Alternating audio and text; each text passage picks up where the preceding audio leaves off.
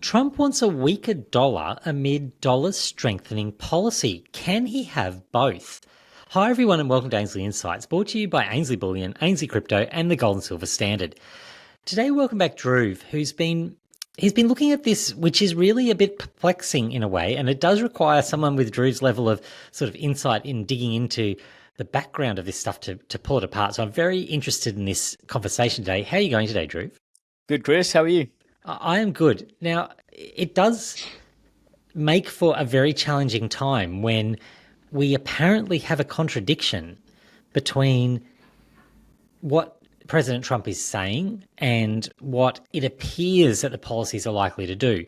And I've been thinking about this a lot. I've been discussing this with others as well, that really it looks like a lot of these policies are going to be positive for the dollar. So you could make a strong argument that the policies put in place are going to really keep that US dollar nice and strong and potentially have that rally that we've seen keep going. And I mean, it has rallied quite significantly from the lows.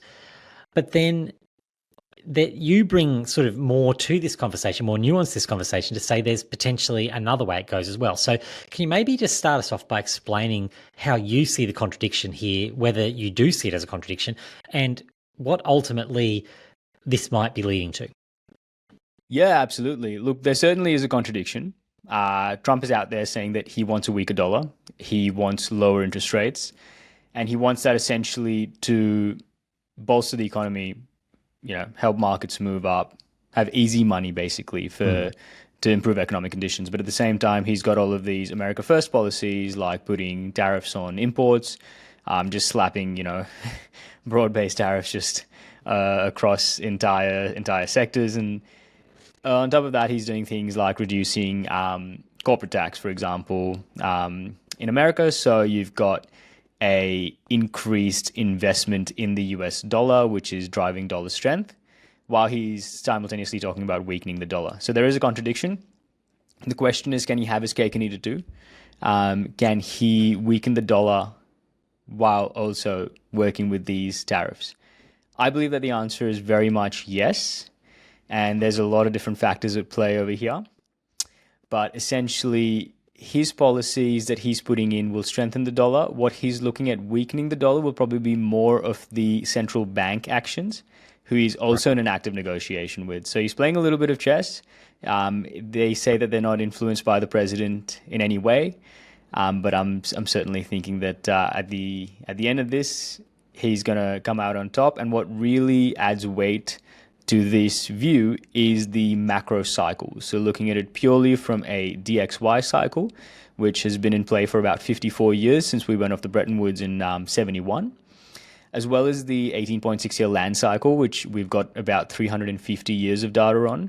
So when you've got multi-century and multi-decade cycles with momentum behind them, I would almost argue that who the president is or what he does on a larger scale is somewhat irrelevant. And I know that's probably a little bit controversial to say, but the cycles play out the way the cycles play out. And you might have factors within the cycle that are slightly different to previous times, depending on what the specifics are. But the overall direction of assets tends to be the same. And we'll dig into those cycles in a second, because you keep coming back to those, and they're very compelling, right? To make that point.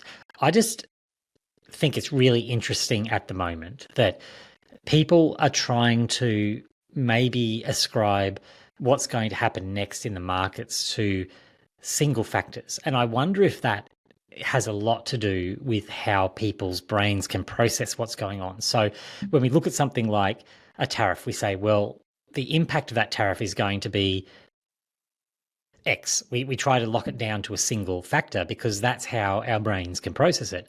But there's so much going on that really trying to ascribe cause and effect like that is probably not the way to play that here, is how I'm thinking, because there's so many factors. When you just look at the number of the sheer number of executive orders that have been signed, each of those will have flow-on consequences in other areas. So it all becomes really complicated, and that leads me almost back to where you approach it from the cycle perspective, to go, well, do we need to ignore all of that and just look at, which is what you were sort of alluding to there, look at those larger term cycles at play, because ultimately it all washes out and, it all sorts itself out in the wash, and we end up back on those cycle paths where we were going to head anyway. Is that how you view it? And can you maybe just give us some flavor around that to do specifically with that US dollar index cycle? Because I thought that one was particularly interesting. Yeah, 100%. I think there's a lot that you can get from the specifics in terms of working out actually where we are in the cycle, certain attributes that assets might have, like volatility, and working out market sentiment, but actually working out macro direction of asset classes over multiple years based on things that are changing every day in news headlines and how a conversation with Mexico goes versus how a conversation with Canada goes.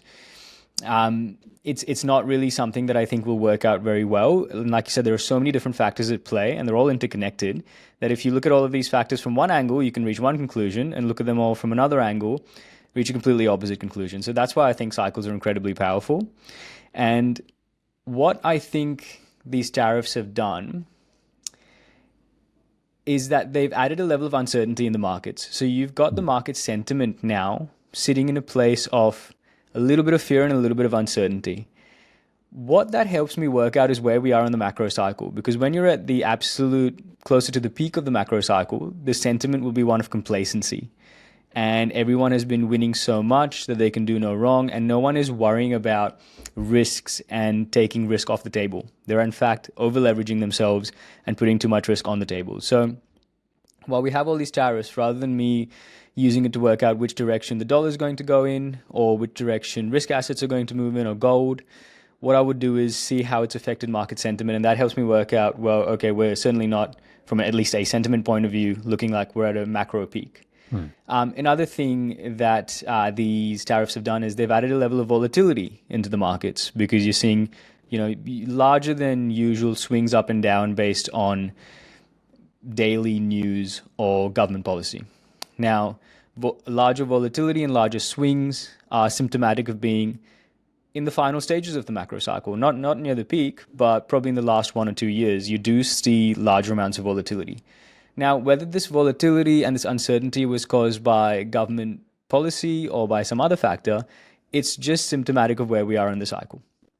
So that's what these tariffs and the current situation has helped me work out, is just, where we are in the actual cycle. As far as the actual cycle goes, the DXY 16-year cycle, which has been on for 54 years, we've seen 3 full cycles, and we're about halfway through the 4th cycle now. And we can pull up a chart of this. It's actually very compelling. You see 16 years with sort of a half cycle, so 8-year sub-cycle. Yep. And based on that, what we're looking at is a macro 16-year cycle peak in 2033, which would be 16 years exactly from the last peak of 2017. That leads us to a 8-year half cycle peak in 2015. So right on schedule. The dollar being strong is all anyone can talk about. News headlines are dominated by this, and that's quite characteristic of peaks as well. At cycle lows, everyone's talking about how it's the worst thing ever, and at the peak, they're talking about how this can only move up from here. So sentiment on the dollar is at an all-time high. Everyone's worried about the dollar wrecking ball and, when it's going to stop. And we're expecting a dollar DXY peak in 2025. Moving from 2025 to 2033, what you'd expect is initially in the first half of that 8 years of the dollar to lose a lot of strength and then have a massive rally into 2033. Cyclically, if you look at the 18.6-year land cycle, we're expecting a peak and a euphoric blow-off top peak somewhere between now and 2028, so in the next 3 years. If we're expecting the dollar to fall off during this time, that would sync up perfectly with this 18.6-year land cycle, which should peak in the next 3 years as well. Now, this land cycle has 350 years of data behind it. So what Trump does next week, I don't think is going to necessarily change that momentum. So really, if you overlay these cycles, they tend to all point in the same direction, which is all assets moving up together, increased complacency, increased leverage, increased liquidity over the next couple of years, followed by a period of serious dollar strength, recession, risk-off moments, probably systemic financial collapses. And that's where we can sort of talk about gold and silver as well, which benefit both from the liquidity stage, the euphoric stage, where everything's going up together, but then they really shine as well, while other markets are struggling in the recovery phase after the collapse. I just wanted to dig a little bit deeper on one specific aspect you'll talk about there, which is where the dollar falling is actually supporting where we are in that cycle. Because to me, my interpretation would be that the dollar falling helps generally with liquidity around the world because the US dollar is the underlying global reserve asset, right? Like we know it's the reserve currency. Is that the relationship there, why you say that we're expecting sort of that top in the dollar to correspond with that further move higher in risk assets? Various reasons. So the dollar falling off or losing value would mean that global commodities and assets priced in dollars just by that ratio will be worth more dollars because the dollars that they're priced in are worth less. Yeah. The second thing is that if the dollar is losing value, that also means that the demand for dollars are falling, probably because yield on cash deposits, on government bonds and things like that are moving away because perhaps interest rates are lower or just risk assets are very healthy, so you can get a better risk-adjusted return in other markets. And finally, it's also probably because of liquidity increasing. So if you increase the supply of the currency units, the individual currency units will lose value in an environment where liquidity is moving up.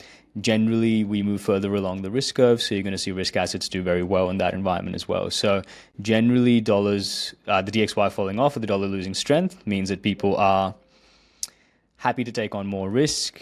People are getting a little bit more complacent, and the appeal of having just money earning interest in a bank or having cash ready for a rainy day is reducing. Let's just flip this on its head a little bit, because you've made it quite clear through how you've approached all this and discussed those cycles that ultimately it doesn't really matter who's in charge and what policies they've got at play. But let's look at that from the other angle. If you're President Trump, some might argue that he's not a conventional president, right? Like, I don't know that that's the most controversial statement one could make. But if there are some of these factors at play that are seemingly beyond his control in that broader cycle sense, you can imagine him not just accepting that and going, well, I'm going to try everything I can to influence this, because he may feel that he has much more power than any cycle. No cycle will stop him. Like, I can imagine that. So let's just assume that for a second. If we have a strengthening dollar and the president not wanting that, or for that matter, the other way around, are there policies that he could put in place that really undermine what you've said here, at least in the short term? Like, are there things, because surely there can be significant impacts made by the administration if they choose to go down a particular path that really throw that cycle off. It may not throw the longer term where we end up. We may end up at the same destination, but it could certainly create some wobbles along the way. What's your view on that sort of angle, that the power of policies to really influence this, if that becomes something that Trump in particular decides that is a really important thing for him to do? Yeah, look, certainly wobbles along the way are, I think, at this point inevitable, given who's flying the plane. In terms of him putting in specific policies that will strengthen the dollar or weaken the dollar, depending on how he wants to do it, I think there's also the central bank to consider, and there's the government debt to consider. And I think what Trump is really trying to do is bring economic prosperity to America, so bring production into America. He's using these tariffs as a negotiating tactic as well. And I think at the end of the day, he does want a weaker dollar. So his core desire for a weaker dollar and lower interest rates actually fit in with the cycle perfectly. Now, he can put in all of the tariffs and corporate tax reductions for American companies that he wants to. That will create wobbles along the way. But this is the beauty of how people are going to probably attribute this to the genius of Donald Trump, where they say, oh, wow, look at him. He's managed to have his cake and eat it too, where he's put in all of these policies that should have strengthened the dollar. They've worked well to bring production and prosperity to America. At the same time, he somehow managed to reduce the dollar. A lot of that falls into him versus the central bank and the situation that the government debt is in right now, where they cannot afford high interest rates for very long. They need to stay solvent.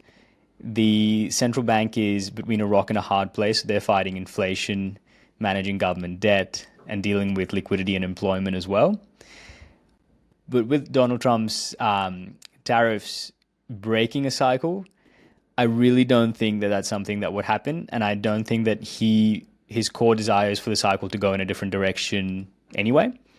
And I would argue that whether we had in terms of the election, whether we got someone who was leaning more towards a socialist angle or someone who was leaning more towards a populist angle, whether, you've got someone like Donald Trump who wants economic prosperity through one angle, or you're looking at someone who wants, social programs through another angle, they both lead to a devaluation of the dollar.